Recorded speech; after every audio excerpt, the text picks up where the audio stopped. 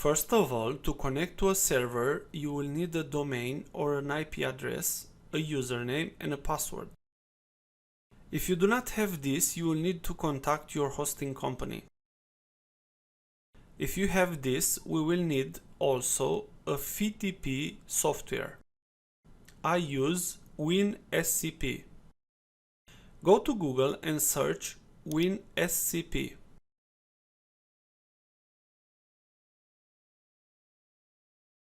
Let's download this software and install it.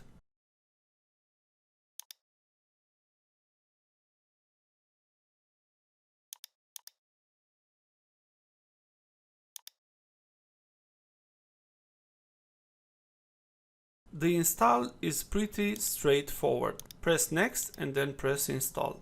After this, press finish and open the software.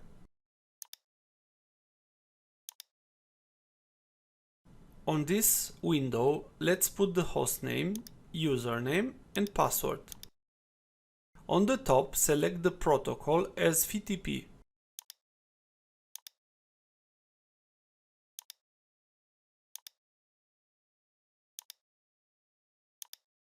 Then let's press save.